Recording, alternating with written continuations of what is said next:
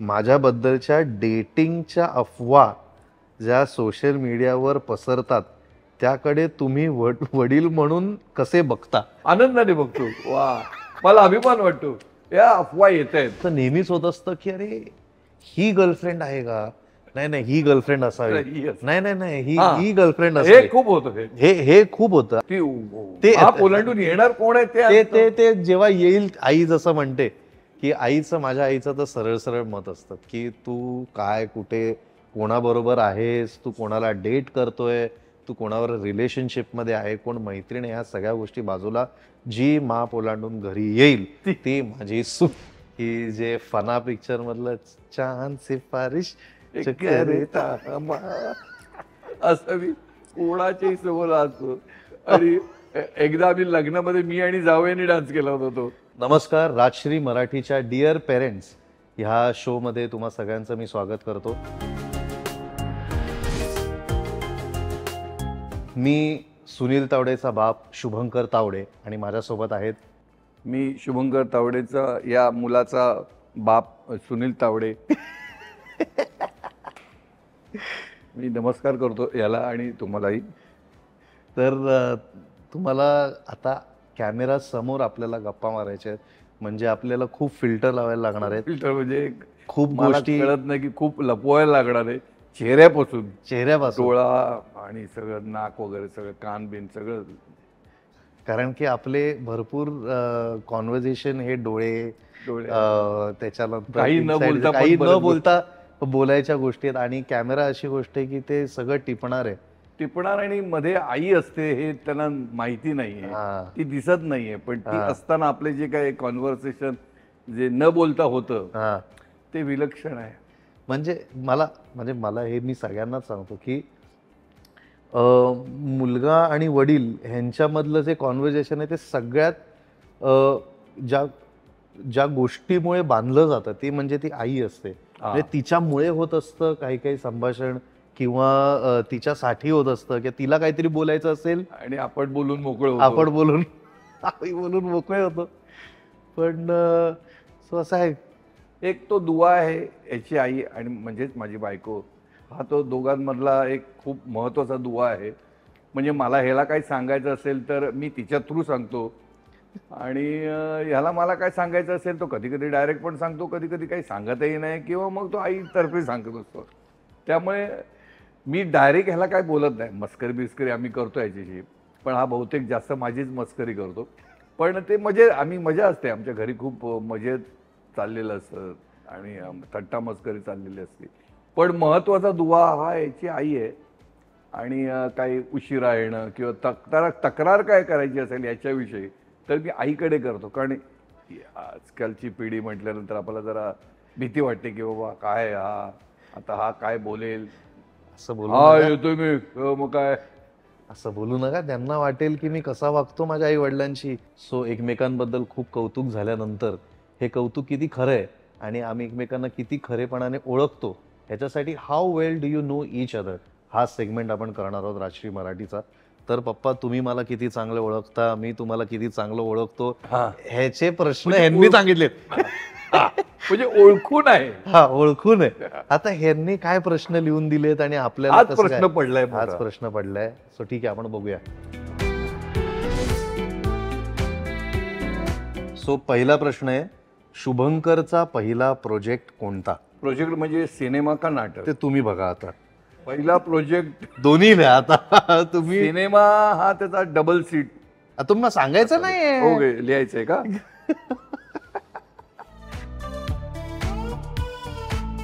दाखवा. ह्याच्याने एवढं जर कमालीचं अक्षर माझं लोकांसमोर येणार आहे ना, ते दाखवायचं ना. बाप आणि मुलामधला फरक दिसलाय का तुम्हाला? इंग्लिश आणि मराठी. मराठी या भाषेचा आपण आदर करतोय. आता ह्याच्यानं दिसतंय की मला मराठी पाहिजे. खरंय. आता मी विचारतो, नवरा माझा नवसाचा या चित्रपटातल्या माझ्या पात्राचं नाव काय? तुम्हाला माहिती आहे ना पप्पा? हो, मला अंदाज करतोय. अरे आम्ही पण पिक्चर बघतो. नाव प्रसाद आहे ना, हा प्रसाद. कारण की मला पप्पांचं ते आठवत आहे, ए लालू ए लालू. तर मला एवढं माहिती होतं की लालू प्रसाद आहेत, सो ते त्यांना लालू म्हणतात, द्या ते इकडे द्यायचं आहे. काय नवरा माझा नवसाचा, बापरे नवरा माझा नवसाचा किती वेळा बघितला, पाठ आहे तो. पाठ आहे. आम्ही सगळ्यांनी, कारण की त्याच्यात जेवढी लोक आहेत ना सगळ्यांनी आउटस्टँडिंग कामं केली आहेत आणि इट इज अ माइलस्टोन, म्हणजे त्याला काहीही दुमत नाही. माइलस्टोन फिल्म आहे ती आणि तशी फिल्म परत होणे नाही. चला, आणि तसा प्रयत्नही करू नये गुण करायचा. हो हा बरं, पुढे कोणी करू नये प्रयत्न, कोणी आता पुढे. आई बाबांपैकी शुभंकर कोणाच्या जास्त क्लोज आहे, याला काय अर्थच नाहीये.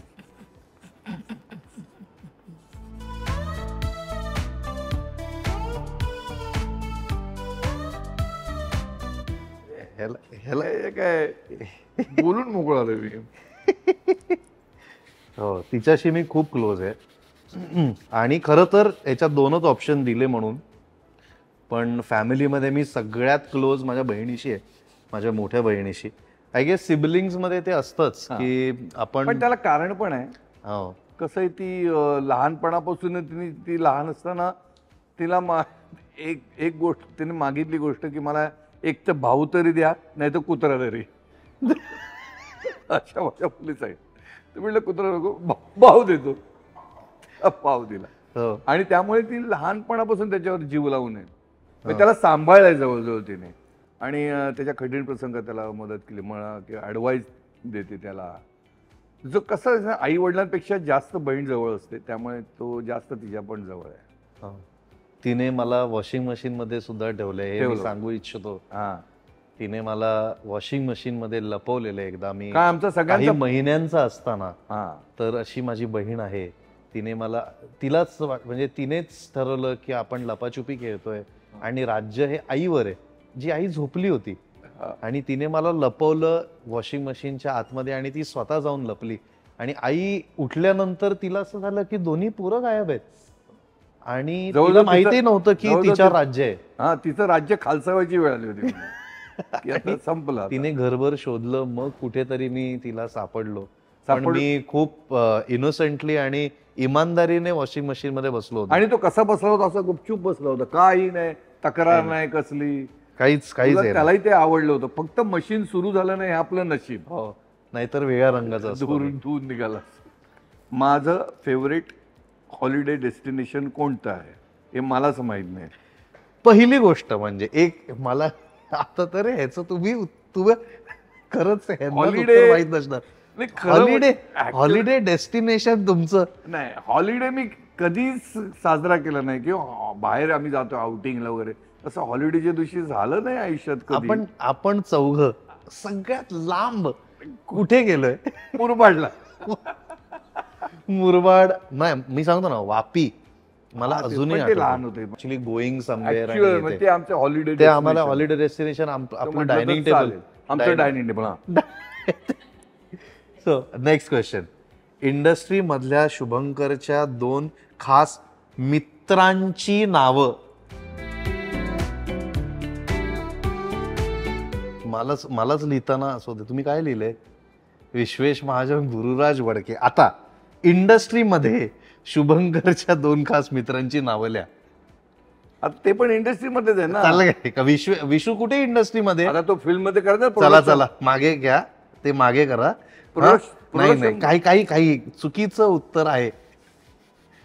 इंडस्ट्री मधले म्हणाले ते. हो, पण मग ते पुसू कशाला? चुकीचं होऊ दे ना. हा, वेगळं उत्तर लिहायला लागेल ना तुम्हाला, खरं उत्तर. माझ्या मित्रांपैकी इंडस्ट्री मधले कोण कोण लोक आहेत? ऍक्टर्स घ्या. हा, एकदम खास ऍक्टर. आपला त्याचं नाव काय यार, आता 1760 मध्ये काम करतो तो. आता मला त्याचं नाव लिहायला लागणार. मी एक नाव थांबलो होतो की आता हे मी कोणाचं नाव लिहू.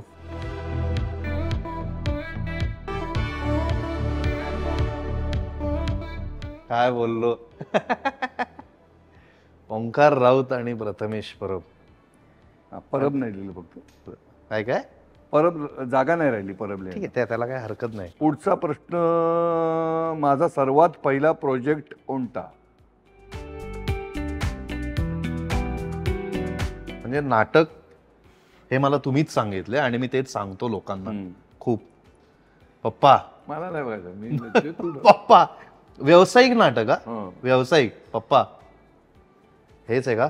थांब थांब, दे दे. काय करताय? नाही नाही नाही, नाटक माझंच नाटक. चुकलं. तू पप्पा हे आधी दाखवून द्या. नाही नाही, हे दे ना. ते ठीक आहे, तुम्ही दाखवा तरी काय लिहिलंय. हे मला चुकलंय. चुकलंय? हा, नाही नाही, हे चुकलंय. चुकलं कसं की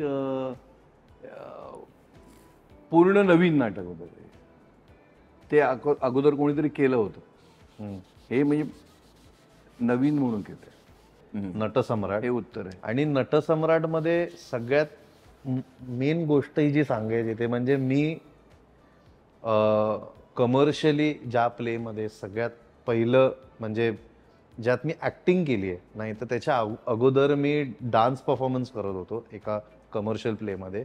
पण प्रॉपर एका कमर्शियल प्लेमध्ये जी मी ॲक्टर म्हणून भूमिका केली ती म्हणजे नटसम्राट या नाटकात राजाची बूट पॉलिशवाल्याची भूमिका. तीच पप्पांची सुद्धा पहिली as commercial play as an actor ती त्यांची भूमिका होती. तर मी शुभंकरला नेहमी विंगेत उभं करायचो आणि त्याला सांगायचो की हा म्हणजे दारू प्यालेची ॲक्टिंग कशी करायची असते, त्याचा अभिनय कसा करायचा, त्याचं मूर्तिमंत उदाहरण मोहन जोशी आहे, तुम्ही बघ त्याला कसं काय करतात ते. तो नीट नीट काय त्याच्यामध्ये बारकावे पण आहेत. त्याच्यामध्ये पहिल्या पेग नंतर काय असतं, दुसरा पेग नंतर काय होतं, मग शेवटचा पेग टांगापलटी घोडे फरार वगैरे जे होतं ते सगळं तो त्या एका सीनमध्ये दाखवायचा. अख्खा सीन तो होल्ड करायचा आणि मी म्हणून शुभंकरला त्या विंगेत उभं करून तो बघायला लावायचा. आणि मला एवढं भारी वाटलेलं ना, कारण की मला म्हणजे जेव्हा लोक पण म्हणतात ना की ॲक्टर्सची मुलं आहेत किंवा ॲक्टरचा मुलगा आहे किंवा मुलगी आहे किंवा इंडस्ट्रीमधलं आपण ज्याला खूप एक टर्मिनॉलॉजी दिली आहे की नेपो किड्स म्हणतात किंवा नेपोटिझम म्हणतात, तर ना मला हे खरंच ह्या गोष्टी झाल्या म्हणजे माझ्या आयुष्यात. असं कधीही झालं नाही की तुमच्यामुळे मला कामच मिळालेली आहेत. स्वतः पुढचं हे आहे, हा खूप मोठा प्रश्न आहे पप्पा तुम्हाला आणि तुमचे हात असे थरथरणार आहेत या प्रश्नाचं उत्तर देत. पण नकोच विचारू. नाही नाही, हे उत्तर द्यावंच लागणार आहे तुम्हाला. शुभंकर आणि अंकिता दोघांमध्ये जास्त सिन्सिअर कोण आहे? आता याचं मी उत्तर देणारच आता नाही. हे म्हणजे घरात भांडणं लागतील असे, कारण सिन्सिअरिटी बाबतीत ना तुम्हा उत्तर लिहा. एक मिनिट. सिन्सिअरिटी हे काहीतरी फालतू कारणं द्यायची नाही. उत्तर लिहा. फालतू कारणं द्यायची नाहीत. ह्याला काही डिप्लोमसी चालणार नाहीये. डिप्लोमॅटिक उत्तर अरे, काही ह्याला मी तुम्ही देतो, कोटिंग- बिंदास देतो. मी काय कोटिंग घाबरतो लावायची काय? काही गरज मी कोणाला नाही. घाबरतो? हा. मी नाही घाबरत. तुम्ही माझ्या- आधी उत्तर लिहा, मग त्याच्यानंतर तुम्ही काय ते द्या ना मी तुझ्या जस्टिफिकेशन. बरोबर जाणार आहे प्लीज. तुम्ही माझ्याबरोबर जाल, पण तिचा जर फोन आला. एक मिनिट, परत प्रश्न. शुभंकर आणि अंकिता दोघांमध्ये हा. जास्त सिन्सिअर कोण आहे? अरे देवा, खरोखर मी लिहिणार बिंदास. मी नाही घाबरत. मी नाही लिहिणार आहे याचं उत्तर. तू पण ना.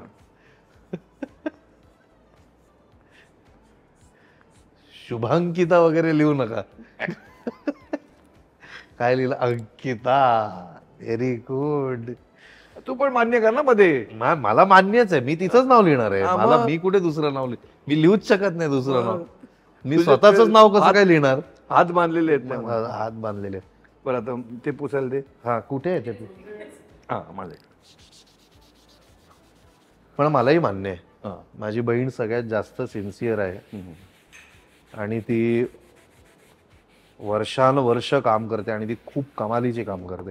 तुम्ही प्लीज तुमच्या मुलीबद्दल बोला. म्हणजे मी माझ्या मुलीबद्दल सांगायचं झालं तर मी प्रत्येक ठिकाणी तिचं उदाहरण देतो. ज्या पद्धतीने ती मेहनत केली आहे तिने, म्हणजे सुरुवात तिने कुठे केली आणि आज ती कुठे आहे, ह्याचा जर तिचा प्रवास बघितला ना तर तो खूप म्हणजे कौतुकास्पद आहे आणि विचार करणारा लावणार आणि आदर्श ठेवणारा प्रवास आहे. कारण ती एअर होस्टेस ट्रेनिंग करायला सुरुवात केलेली ज्या मुलीने, ती मुलगी आज एका चॅनलमध्ये असोसिएट एक्झिक्युटिव्ह प्रोड्युसर आहे.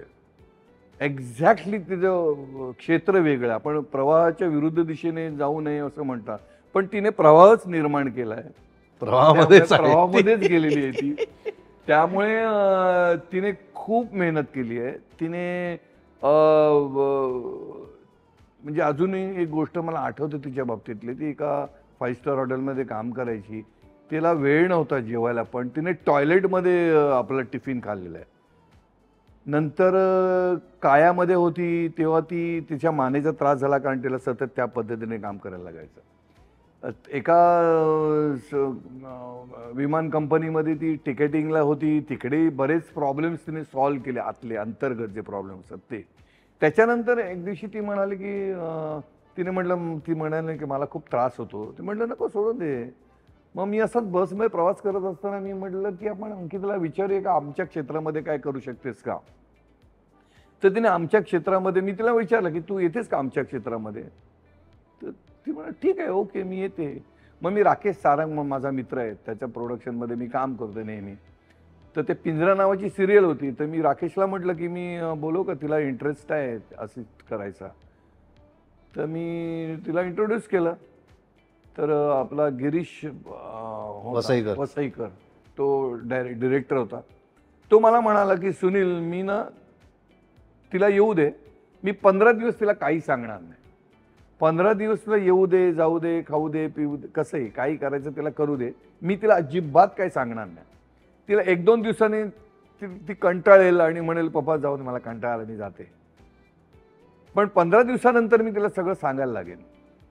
ती मुलगी सतत यायची, सेटवर यायची आणि कधी मेकअप रूममध्ये बसली नाही. ती सेटवर सगळं बघत राहायची, कसं काम चालतं, काय पद्धतीने डिरेक्टर वावरतात, ॲक्टर्स कसे वावरतात, त्यांच्याशी संबंध काय, हे बघत राहायची.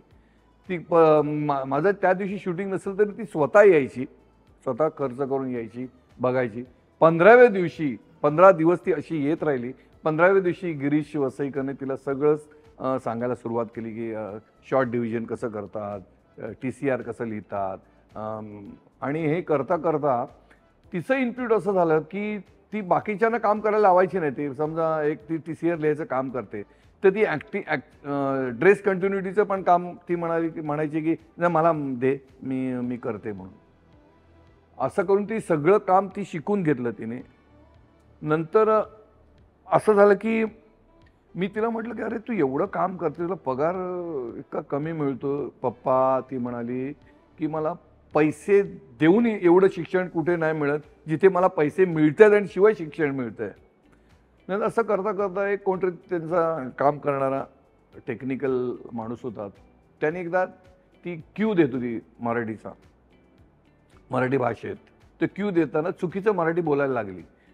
तर त्यांनी तिची चेष्टा केली, काय मराठी बोलते, जरा नीट क्यू दे.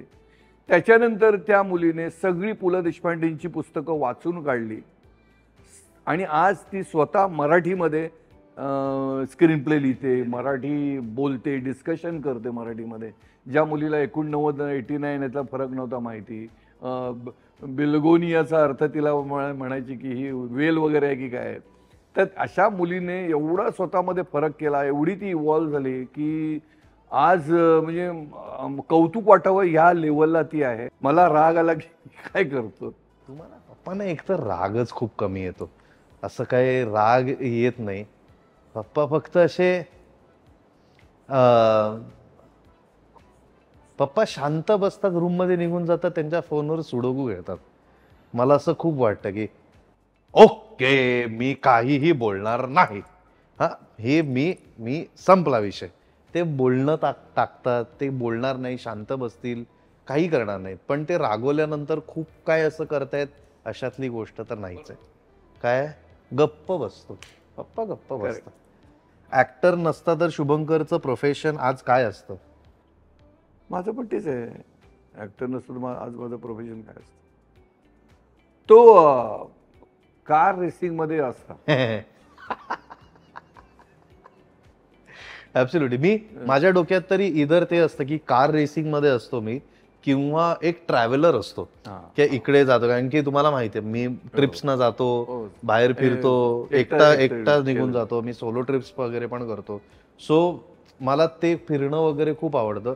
पण कार रेसर तर मी ऍब्सोल्युटली नक्कीच असतो. आणि तुम्ही जर ऍक्टर नसता तर तुम्ही काहीच नसतं. काहीच, म्हणजे मला पप्पांसाठीचं दुसरं एक प्रोफेशन दिसतच नाहीये. दोघांच्या विचाराने एकमेकांच्या विचार एक्सचेंज केल्यामुळे अख्खा सीन चांगला होतो. म्हणजे त्याच्यात माझाही स्वार्थ आहे की त्याच्यामध्ये. माझं ऑल टाइम फेवरेट गाणं तुमचं ऑल टाइम फेवरेट गाणं आहे का काही? जुनं गाणं कुठलं तरी असणार आहे. पप्पांचं ऑल टाइम फेवरेट पप्पांचं डान्सवालं गाणं तर मला माहिती आहे की जे फना पिक्चर मधलं चांद सिफारिश असं मी कोणाच्याही समोर असतो. आणि एकदा आम्ही लग्नामध्ये मी आणि जावयाने डान्स केला होता तो त्याच्यात केलेलं. कारण की त्याच्यात जो शिटी वाजवताना तो फक्त असं हे हलतो नाही इकडे इकडे, तर ते पप्पा म्हणजे त्यांचा खूप प्रयत्न करून ते चुकीचं करायचे. ते अजूनही चुकीचं करतात. आणि ते आम्हाला मजेशीर गोष्ट आहे. चांद सिफारिश हे, आणि त्यात पप्पांना लिरिक्स आठवत नाहीत कुठल्याही गाण्याचे. त्यांना लोकांची नावं आठवत नाही, काहीच नाही. सो मी तुम्हाला हे आता उघड सांगतो लोकांना की जर तुम्ही खूप वर्षांनंतर भेटला असाल माझ्या वडिलांना, तर आधी तुम्ही स्वतःचं नाव सांगा प्लीज. ते तुम्हाला सांगतील की हा बरोबर ओळखलं. हो नाही, तुम्हाला त्यांनी ओळखलेलं नाहीये. सो प्लीज तुमची एम्बॅरेसमेंट वाचवण्यासाठी तुम्ही प्लीज त्यांना स्वतःचं नाव सांगा. जरा प्रॉब्लेमच आहे. कोण म्हटलं की हा कोण हा, मग त्यांनी ओळख जरी सांगितली आणि त्यांचं जरी रिॲक्शन आली हो, तर एकदा आधी स्वतःची खोटी ओळख सांगा. जरी ते हो म्हणाले म्हणजे ते पकडले गेले. पण हे 90% तर होतच की त्यांना समोरची व्यक्ती माहीतच नाही. आणि सो अशातलं एक गोष्ट आहे. जेव्हा मी म्हटलं मला ऍक्टर व्हायचंय, तुम्हाला माझ्यावर विश्वास ठेवावा असं का वाटलं? अजिबात नव्हतं. मला आधी वाटलं होतं की तो 5 वर्षाचा होता. 5 वर्षाचा होतास तू, तेव्हा तू म्हणायचास की मला ऍक्टर व्हायचंय. म्हटलं ठीक आहे, सगळ्यांनाच वाटतं की त्या ऍक्टर व्हायचं. आजकाल सगळ्यांनाच वाटतं की आपण ऍक्टर व्हावं. मग नंतर मग तू कॉलेजमध्ये गेलास. कॉलेजमध्ये जायच्या आधी तू टी व्हीवर बघून तसं एनॅक्ट करायचास. सिने बघून आल्यानंतर अख्खा सीन एकटा एनॅक्ट करायचास. नंतर पिकाचं कोणाचा आवाज काढायचे असते वेगळे, आठवत पण तो एक कॅरेक्टर होतं, ते चित्रविचित्र आवाज काढायचे. तसा हा आवाज काढायचा. तर मी त्याला म्हटलं की थोडासा हा दिसतो. कारण आता काय आहे की आपण घरातले सगळे ऍक्टर, सासू सासरे पण ऍक्टिंग फील्डमध्ये होते, वडील पण माझे ऍक्टिंग फील्डमध्ये, माझी बायको पण ऍक्टर होती. त्यामुळे कदाचित ते जीन्समधून आलं असेल असं मला वाटलं की ते करतोय नकला वगैरे. त्यामुळे मी बायकोला सांगायचो ह्याच्यामध्ये काहीतरी आहे, पण मला अजून कॉन्फिडन्स येत नाही. ननैतिक नावाचं नाटक होतं, ते एकांकिका स्पर्धा होती, त्याच्यामध्ये त्याला बेस्ट ॲक्टरचं बक्षीस मिळालं.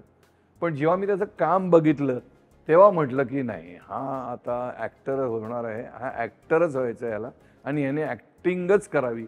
मग मी त्याला नाटक संपल्यानंतर म्हणाल की तू ॲक्टरिंगच करायची. त्याचा पहिला पिक्चर बघितल्यानंतर मी त्याला म्हटलं की आता ही इंडस्ट्री मराठी इंडस्ट्री नाही, आता हॉलिवूड. तर त्या लेवलचा मला त्याच्याकडनं विश्वास वाटतो की खरोखर तो त्या पद्धतीने ॲक्टिंग करतो. मी तर म्हणेन माझ्यापेक्षा जास्त चांगली तो ॲक्टिंग करतो. मग अभिनयामध्ये जरा त्याचा माझ्यापेक्षा जास्त तो रुळला गेला म्हणा, किंवा जास्त त्याच्यामधनं स्पार्क दिसतोय. शाळेत किंवा कॉलेजमध्ये असताना सेलिब्रिटीचा मुलगा असणं कधी मिरवलंस का? कधीच. म्हणजे माझ्या शाळेत तरी माहीत होतं काही लोकांना, कॉलेजमध्ये पण. म्हणजे मी कधी मिरवलं असं तर नाहीच आहे, पण लोकांना जर माहीत असायचं तर त्यांना कुठून तरी कळायचं वगैरे किंवा काय. पण ना मी मुद्दाम का नाही मिरवलं माहिती आहे की कारण की मी लोकांमधले ना ते चेंजेस बघितले डायरेक्टली स्वतःच. म्हणजे जेव्हा त्यांना माहीत नव्हतं की माझे वडील कोण आहेत आणि त्याच्यानंतर माहीत झाल्यानंतर त्यांची वागणूकच वेगळी व्हायची. तर तेच मला म्हणजे तुम्हाला तर माहिती आहे मला खोटारडेपणा आणि खोटेपणा मलाच इरिटेट होतं. जे काय आहे ते खरं खरं तोंडावर वागा. म्हणजे माझ्यावर वाईट वागायचे वाईट वागा, चांगलं वागायचं तर चांगलंच वागा.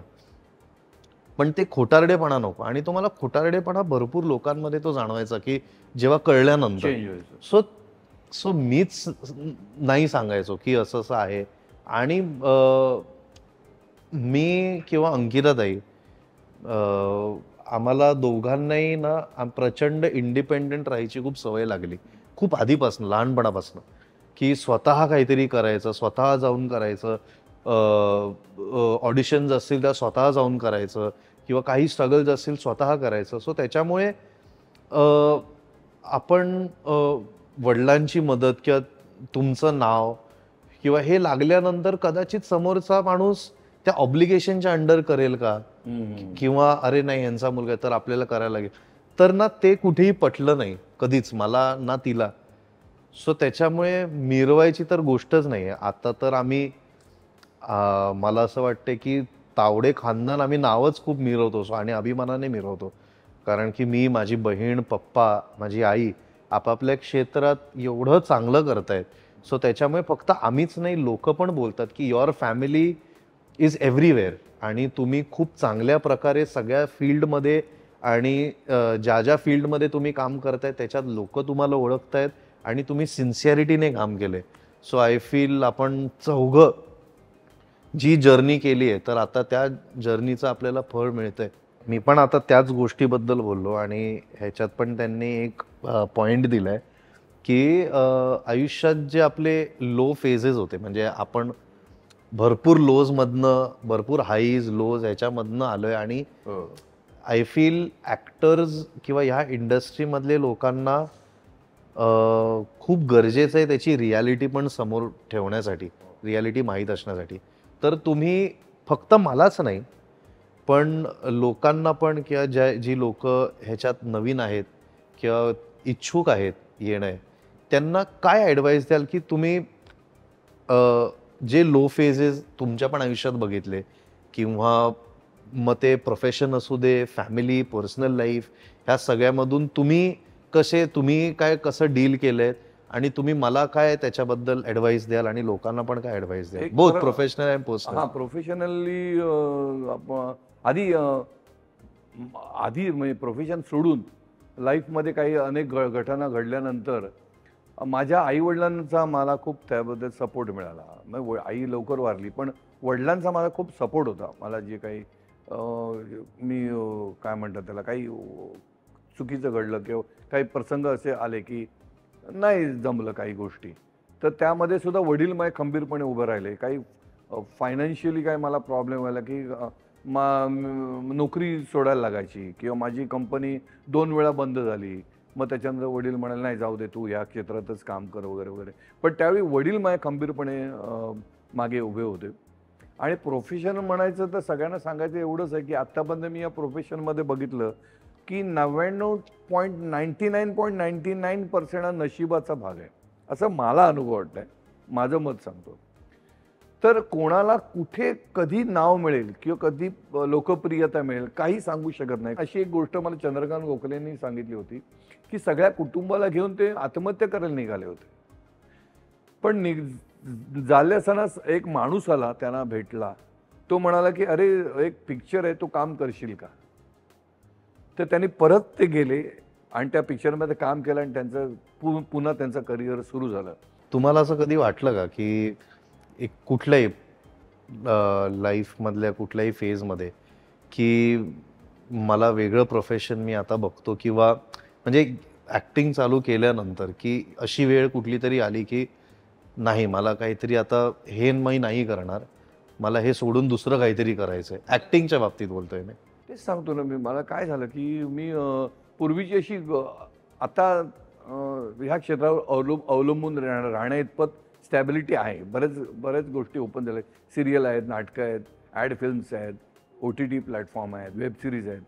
त्यावेळी फक्त नाटक आणि फिल्मच होते, सिरीज वगैरे नव्हते. त्यामुळे या क्षेत्रावर अवलंबून राहणं हे शक्य नव्हतं. त्यामुळे मी नोकरी करायचो, सिन्सिअरली नोकरी करायचो. आणि त्यावेळी मी नाटकातनं किंवा कॉम्पिटिशनमध्ये काम करायचो. प्रोफेशनल थिएटर पण केलं, पण ते फार नाही केलं. तर ते करत असताना म्हणजे माझ्या नशिबान असेल कदाचित या क्षेत्रात येण्याचं, म्हणून कुठल्याही कंपनीत मला जम बसला नाही. म्हणजे एक कंपनीमध्ये मी फिटेड नट्स अँड बोल्टमध्ये काम केलं की तिथे मी सिरियसली काम करायला सुरुवात केली, तर ती कंपनी 2दा बंद झाली. म्हणजे पहिल्यांदा मी लागल्यानंतर बंद झाली, दुसऱ्या दिवशी दुसऱ्या वेळी मी कन्फर्म झाल्यानंतर बंद झाली. की 3 वर्ष काम केलं तिकडे, पण ती बंद झाली. तर मग माझे पप्पा म्हणाले की नाही, आता मग तू आता या क्षेत्रामध्येच काम कर. पण मी या क्षेत्रामध्ये काम सुरुवात केल्यानंतर एकही वर्ष असं गेलं नाही की याच्यामध्ये मला काम नाही असं कधी झालं नाही. त्यामुळे मग मी इथेच राहिलो. त्यामुळे दुसरा विचार करण्याचा कधी विचार आलाच नाही, असं आहे. आणि हे करत असताना माझ्या नशिबाने मला चांगले दिग्दर्शक मिळाले, माझ्याबरोबर काम करणारे चांगले नट मिळाले. मला गोवा हिंदू असोसिएशन सारखी मोठी चांगली नावाजलेली कंपनी, शिस्तबद्ध कंपनी, जिथे मोठे मोठे कलाकार त्यांच्याबरोबर काम करायची संधी मिळाली. त्यांच्याकडनं मला बऱ्याच गोष्टी शिकायला मिळाल्या. त्यामुळे त्या बाबतीतही मी दुसरा विचार करणं शक्यच नव्हतं. मी काम करत असताना तुला कधी असं वाटलं का की बाबांचं आमच्याकडे लक्ष नाही, तुझं माझ्याकडे काय माझ्याकडे लक्ष नाहीये असं तुला कधी वाटलं का? नाही, म्हणजे लक्ष नाहीये मला असं कधीच नाही वाटलं. पण मला नेहमी असं वाटायचं की म्हणजे फक्त तुमच्याबद्दल आहे नाही, मला ॲज फॅमिलीच भरपूर असं वाटायचं की आपण एकमेकांबरोबर जास्त टाईम दिला पाहिजे, जास्त टाईम स्पेंड करायला पाहिजे होता. पण अगेन हे मला ना खूप शाळेत किंवा जेव्हा मी जस्ट मित्र बनवत होतो किंवा एक टीनेज लाईफमध्ये जात होतो, जेव्हा एक बॉडीली पण चेंजेस होतो, त्या प्युबर्टी आपण हिट करतो किंवा आपल्याला भरपूर गोष्टी नवीन असतात आपल्यासाठी, तेव्हा मला वाटलं होतं. पण टुवर्ड्स म्हणजे आफ्टर फ्यू इयर्स मला ते कळत गेलं की हा यार, म्हणजे कोणीही कुठली गोष्ट मुद्दाम नाही करत. आणि म्हणजे तेव्हा अंकिताताई पण काम करायची, आपलं बुटीक होतं, तुमचं पण तुमचे सिरियल फिल्म आणि हे सगळं चालत होतं. सो तेव्हा मला असं वाटायचं की अरे फॅमिली असली पाहिजे किंवा काय. पण मी आत्ता जिथे बघतो ना, आता मी बघतो की बरं झालं की तेव्हा ते नव्हते, कारण की it made me what I am right now.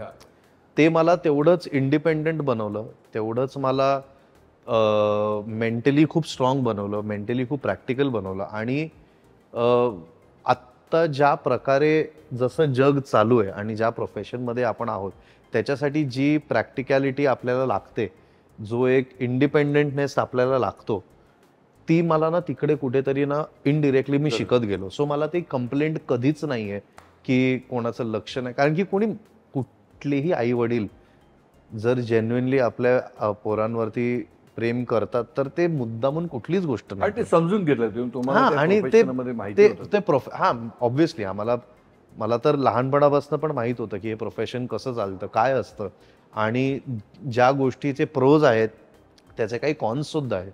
म्हणजे प्रोज जर आपण समजा बाहेर गेलो तर आपल्याला 10 लोक ओळखतात.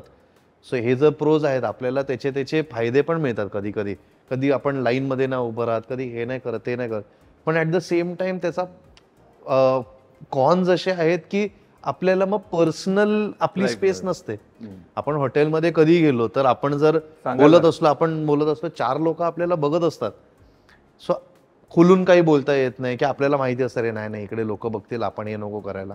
सो ते कोण पुढे व्हिडिओ काढेल काय ते तर वेगळंच आहे. सो या जगाला फेस करण्यासाठीची जी प्रॅक्टिकॅलिटी आणि जो एक मेंटल स्ट्रेंथ लागते, ती मला त्या वयात खूप बिल्ड झाली. आणि त्याच्यामुळे I could actually sustain this very nicely. माझ्याबद्दलच्या डेटिंगच्या अफवा ज्या सोशल मीडियावर पसरतात, त्याकडे तुम्ही वडील म्हणून कसे बघता? आनंदाने बघतो. वा, मला अभिमान वाटतो या अफवा येत आहेत. कारण ह्याच्या काय त्या अफवांचा मी खूप एन्जॉय करतो स्वतःच की टाइमपास. वा, अरे वा, छान छान. कारण अफवा कोणाबद्दलही येत नाही. तो खरोखर तसा त्या म्हणजे काय म्हणतात त्याला त्या लेवलचा असतो किंवा त्यामुळे मोठा चांगला अभिनेता आहे, त्याच्याविषयी अफवा येणारच ना काही ना काही.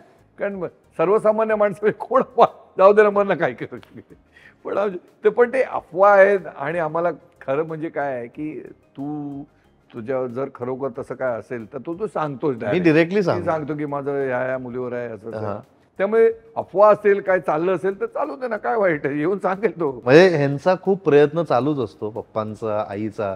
आणखी माझे असंख्य मैत्रिणी आहेत आणि त्यांना असं नेहमीच होत असतं की अरे ही गर्लफ्रेंड आहे का, नाही नाही ही गर्लफ्रेंड असावी, नाही नाही नाही ही गर्लफ्रेंड असावी. हे खूप होतं, हे खूप होतं. आणि माझं नेहमी म्हणणं असतं की ह्या फक्त माझ्या खूप जवळच्या मैत्रिणी आहेत आणि मी अभिमानाने, आणि मी अभिमान त्याचा काही ऍक्च्युली नाही, पण मी खूप लकी फील करतो की माझ्या जवळच्या, म्हणजे माझ्या एवढ्या चांगल्या मैत्रिणी आहेत आणि या मैत्रिणी माझ्याबरोबर तेवढं सेफ फील करतात. कारण मला तर एक सांगायची एक गोष्ट की त्या प्रत्येक मुलींना स्त्री जातीविषयी हा खूप रिस्पेक्ट आहे याच्या मनात, हे मात्र मी 100% सांगतो. आणि सगळ्यांना याच्याबरोबर खूप सेफ वाटतं. हो, म्हणजे नाही, आता डेटिंग बघायला गेलं तर मी आहे सिंगल, तर मी ऑब्व्हियसली डेट्सना जातो, मी भरपूर लोकांना भेटतो, मी माझ्या मैत्रिणी आहेत, माझ्या काही नवीन मैत्रिणी होत आहेत, त्यांच्याबरोबर समजा डेटला गेलो किंवा कुठे बाहेर डिनर किंवा काही कशाला गेलो तर मग त्या नवीन गोष्टी तर होतच असतात आणि त्या होणारच आहेत. ते ओलांडून येणार कोण आहे ते जेव्हा येईल. आई जसं म्हणते की माझ्या आईचं तर सरळ सरळ मत असतं की तू काय, कुठे, कोणाबरोबर आहेस, तू कोणाला डेट करतोय, तू कोणावर रिलेशनशिपमध्ये आहे, कोण मैत्रीण, ह्या सगळ्या गोष्टी बाजूला, जी माप ओलांडून घरी येईल ती माझी सून. तोपर्यंत मी सगळ्यांना ओके, व्हेरी गुड, छान, मस्त, ये घरी जेवायला. मी पण या मतावर आलेलो आहे. म्हणजे परवाच मी बाहेर गेलो होतो आणि मी आईला सांगितलं की मी एका फ्रेंडला भेटतोय, तर तिचं असं झालं की कोण फ्रेंड, म्हणलं की आहे एक फ्रेंड आहे. मग तिने 2-3 नावं घेतली. म्हणलं नाही नाही ह्या नाही आहेत. अच्छा, म्हणजे नवीन आहे. मग कोण आहे, नाव काय आहे वगैरे. म्हणलं की आहे, तुला काय करायचंय, माझं आता मी बघेन ना, आणि काय असेल तर बघू, काय तेव्हा सांगेन. कारण की प्रत्येक वेळेला माझं जर कोण गर्लफ्रेंड असली तर डिरेक्टली घरी तर कळलंय आणि मी स्वतःही सांगितलंय. कारण की मी माझ्या बहिणीला सांगतो सगळ्यात आधी, मग माझी बहीण गपचूप माझ्या आईला सांगते आणि मग ती आईला सांगते की तू हे नको सांगू की मी तुला सांगितलंय, आणि मग आई पप्पांना सांगते आणि मग ती पण पप्पांना सांगते की तू हे नको सांगू की मी तुला सांगितलंय. आणि मग पप्पा काहीतरी फालतू कुठल्या तरी गोष्टीत ते पचकतात आणि मग त्यांचं असं होतं की अरे नाही नाही नाही मी नाही बोललो, माझ्याकडून नाही कळलं, असं होतं. सो पण मी घरच्यांची तर प्रचंड ओपन आहे त्या बाबतीत, कारण की तुम्ही एवढा ओपननेस आणि फ्रीडम दिलाय, त्याच्या बाबतीत काय हे नाही, अफवांवर कधी विश्वास ठेवत नाही. आणि मला तर आवडतात उलट अफवा करा, असे म्हणाले ना, अफवा करा, काहीच प्रॉब्लेम नाहीये. माझा लग्नावर पूर्ण विश्वास आहे. मी माझ्या आई वडिलांना एवढी वर्ष बघतोय आणि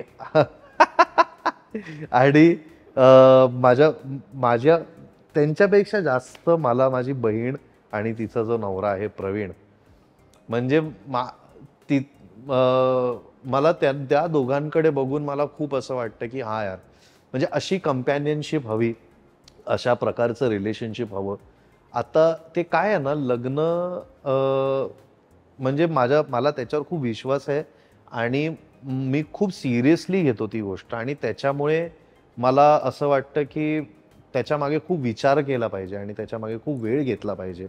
तुम्ही एकमेकांना सगळ्या प्रकारे ओळखलं पाहिजे, त्या गोष्टीला खूप वेळ दिला पाहिजे आणि सगळ्या प्रकारे, सगळ्या मूड्समध्ये आणि सगळ्या सिच्युएशन्समध्ये एकमेकांना इव्हॅल्युएट केलं पाहिजे आणि त्याच्यानंतरच तो डिसिजन घेतला पाहिजे की तुम्ही कुठेतरी पुढे जाताय, ह्या लग्नाचा विचार करताय किंवा फॅमिलीज इन्व्हॉल्व्ह होत आहे, ह्या सगळ्या गोष्टी.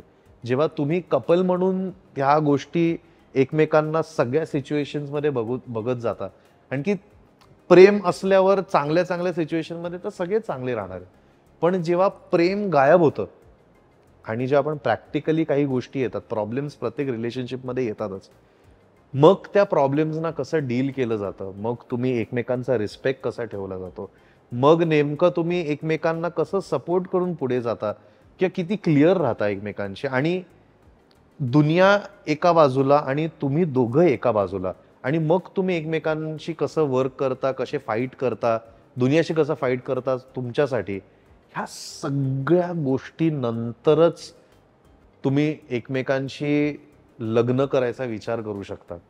आणि मी एवढ्या इंटेन्सली ह्या गोष्टीबद्दलचा विचार करतो, म्हणूनच मी अ, बोलतो की माझा त्याच्यावर विश्वास आहे. आणि पण ते कधी होईल, हा मला ह्याही गोष्टीचा विश्वास आहे की लग्नासाठी वयाची अट नसावी, किंवा लोकांचं एक असतं की ह्या वयात लग्न झालं पाहिजे, ह्या वयात लोकांना आमचं हा नाही नाही ठीक आहे, तुमचं असेल की ह्या वयात लग्न झालं पाहिजे, ह्या वयात पोरं झालं पाहिजे, असं असतील, त्यांच्या मागे त्यांची पण कारणं आहेत, सगळ्याच गोष्टी आहेत. पण at the end end game काय आहे? एंड गेम हा आहे का की फक्त आपल्याला टिकमार्क म्हणून लग्न नाही करायचंय, की हा मी आयुष्यात एक म्हणजे जसं आपलं असतं ना की मी घर घेतलं, मी गाडी घेतली, मी लग्न केलं, असं मला ते टिकमार्क नकोय. ते जर खरंच जर जेन्युइनली जर झालं आणि जर जेन्युइनली पुढच्या गोष्टी होत असतील तरच त्या गोष्टी आयुष्यात पाहिजे, नाहीतर फक्त टिकमार्क करण्यासाठी ते नको. म्हणजे मी ना खूप ओपन आहे त्या बाबतीत. मी कॅमेरावरती पण सांगितलंय आणि तुम्हाला पण आपण फॅमिली म्हणून पण भरपूर ओपन आहोत. म्हणजे काही गोष्ट पटली नाही किंवा काही गोष्ट आवडली नाही किंवा जी गोष्ट आवडली आपण तेवढ्या ओपनली सांगितलेले. पण मी त्याच गोष्टीबद्दल खूप थँकफुल आहे तुम्हाला. म्हणजे जेवढं मी खूप माझे आजूबाजूला लोक बघितलेली आहेत ज्यांची फॅमिली खूप रिजिड आहेत, आणि ते त्यांची कारणं असतील, पण त्यांची फॅमिली खूप रिजिड असतात आणि त्यांच्यामध्ये खूप फ्रिक्शन असतं. आणि जेवढी रिजिडिटी, जेवढं आपण समोरच्याला असं बांधून ठेवू ना, तेवढंच समोरचा माणूस असा असतो की मला ह्याच्यातनं निघायचंय. करेक्ट. म्हणजे मी भरपूर चुका केल्या, मी भरपूर गोष्टी अशा केल्या ज्या कदाचित काही वेगळ्या हाऊसहोल्डमध्ये असतो तर खूप चुकीच्या प्रकारे ते डील केलं गेलं असतं. पण तुम्ही मला ज्या प्रकारे सांभाळलंय, ज्या प्रकारे माझ्यावर संस्कार केलेत आणि ज्या प्रकारे सगळ्या गोष्टींना डील केलंय, आणि ॲज अ फॅमिली ज्या प्रकारे आपली फॅमिली असते ना की एकमेकांशी तेवढेच कनेक्टेड आहोत जेवढं एकमेकांना आपण स्पेस देतो, आपण एकमेकांना तेवढंच रिस्पेक्ट पण करतो आणि आपण एकमेकांना तेवढंच ट्रान्सपेरेंट पण आहोत. म्हणजे कोणालाही अशी भावना नाहीये की मी ही गोष्ट ह्यांच्याशी कसं बोलू. करेक्ट. तर तो ओपननेस आणि तो क्लीन एअर आपल्यामध्ये ठेवल्याबद्दल मी खूप थँकफुल आहे. तुमचे म्हणजे तुम्हाला, आईला, ताईला, आम्ही म्हणजे मी आणि ताई ॲक्च्युली तुम्हा दोघांना खूप थँकफुल आहोत की आम्हाला ती सेफ स्पेस निर्माण करून दिली तुम्ही, आणि खूप चांगल्या प्रकारे. आणि कुठल्याही डिसिजनमध्ये आमच्या लाईफमधल्या चांगल्या वाईट काही झालं असेल त्या डिसिजन्समध्ये तुम्ही ॲब्सल्युटली सपोर्ट केलेत. आणि सो त्याच्यासाठी मी खूप थँकफुल आहे. आई वडिलांना थँक्यू बोलू नये, but I feel it is very important to thank them. कारण की शेवटी आई वडील आणि पोरांसाठी आई वडील आणि आई वडिलांसाठी पोरं, these are the two things we don't choose. आपल्याला मित्र चूज करू शकतो, आपण प्रोफेशन चूज करू शकतो, आई वडील पण मुलांना चूज नाही ना करू शकत आहे. म्हणजे until unless somebody is adopting someone. पण जे जन्माला आलंय, मुलगा असेल मुलगी असेल, इट इज देअर. त्या मुलासाठी किंवा मुलीसाठी पण असतं की हे माझे आई वडीलच आहे. You can't choose anybody. So आपल्या आयुष्यात ते आपोआप आलेले आहेत. सो त्यांना थँकफुल असणं की त्यांनी जे जे केलं आपल्यासाठी, दॅट इज व्हेरी इम्पॉर्टंट. पण ते आमचंही तसंच मत आहे की काहीतरी पुण्य केलं असेल म्हणा, किंवा अशी मुलं आम्हाला लाभली, अशी मुलं आमच्या पोटी जन्माला आली, अशा मुलांचा बाप होण्याचं भाग्य आम्हाला मिळालं. हे मी मनापासून बोलतोय. हे आम्ही आमच्या घरी पण आम्ही आईशी डिस्कशन करताना आम्ही बोलतो की कारण तुम्ही ज्या पद्धतीने आम्हाला सपोर्ट करता म्हणजे आमच्या कठीण प्रसंगामध्ये मी बघितलेलं आहे की आम्ही काही दिवस भाड्याने राहत होतो. त्यावेळी अशी परिस्थिती होती की 150 रुपये पण नव्हते आमच्या घरात. तर त्यावेळी तुम्ही दोघांनी त्या भाड्याच्या घरामध्ये सुद्धा, ते छोटे फार मोठी नव्हती घरं, त्याच्यामध्ये सुद्धा तुम्ही ॲडजस्ट केलं. कपडे तुम्ही दुकानामधनं न घेता फुटपाथवरून किंवा रस्त्यावर विकतात ते टी शर्ट घातलेले आहेत. त्यामुळे मी तुम्हाला आत्ता आम्ही दोघेही तुम्हाला ब्रँडेड कपडे घेताना आम्ही नाही काकू करतच नाही. तुम्हाला जे करायचं आहे, तुम्हाला जिथे फिरायचं आहे तिकडे जा. कारण मी शूटिंग आणि काय दौऱ्यावर, नाटकाच्या दौऱ्यावर असताना तुम्हाला कुठे घेऊन गेलो नाही. त्यामुळे आता तुम्हाला जायचं असेल कुठे तर आम्ही नाही म्हणत नाही. आणि जेव्हा प्रसंग येईल तेव्हा आपण सगळी फॅमिली एकत्र घेऊन जाण्याचा, कुठे एकत्र भेटण्याचा मी खूप प्रयत्न करत असतो. त्यामुळे परमेश्वराचे मी आभार मानतो की तुमच्यासारखी मुलं की ज्यांनी आत्ता मला, म्हणजे आता सगळ्यात मोठी गोष्ट सांगायची की सगळ्या महाराष्ट्राला माहिती आहे की तुम्ही 2 मुलांनी, म्हणजे मुलीने आणि तू, मला माझ्या वाढदिवसाला एक फ्लॅट गिफ्ट केलात. याच्यासारखी दुसरी आनंदाची गोष्ट असू शकत नाही. त्यामुळे या बाबतीत म्हणजे तुम्ही काय दिलत म्हणून मी तुमचे ग्रेटफुल आहे असं नाही, की जी भावना तुम्हाला आईवडिलांविषयी आहे, जी समजून घेण्याची वृत्ती तुमची आहे आईवडिलांना, त्याबद्दल मी खूप ग्रेटफुल आहे परमेश्वराचे. सो असं आहे माझं आणि माझ्या वडिलांचं नातं. म्हणजे खरं तर वडील मुलगा हे जे नातं आहे ना, ते खूप वेगळ्या प्रकारचं नातं आहे. आई आणि मुलगा किंवा वडील आणि मुलगी ह्या नात्यांबद्दल आपण नेहमीच ऐकतो. पण मुलगा आणि वडील हे नातं खूप ना, इधर ते 2 टोकांचं असतं. इधर ते खूप चांगलं आहे किंवा ते खूपच असं डळमळीत आहे. पण आमचं वडील आणि मुलापेक्षा आमचं खूप फ्रेंडली नातं आहे. आम्ही एकमेकांना जेवढ्या इंटेन्सली आम्ही क्रिटिसाइज करतो तेवढ्याच इंटेन्सली प्रेमही असतं. तेवढ्याच इंटेन्सली आम्ही कदाचित एकमेकांबद्दल रुसवे फुगवे पण असतात. पण इक्वली रिस्पेक्ट ठेवून आम्ही त्या तावडे निवासमध्ये आम्ही सगळे राहत असतो. आणि सो अशा प्रकारचं आहे हे माझे. परत तुम्हाला सांगतो, मी शुभंकर तावडे, सुनील तावडेचा बाप, आणि हे सुनील तावडे, शुभंकर तावडेचा बाप. मुलगा हा सॉरी मुलगा, पटकन खरं बोलून. सो असं आहे. So thank you so much Rajshri Marathi.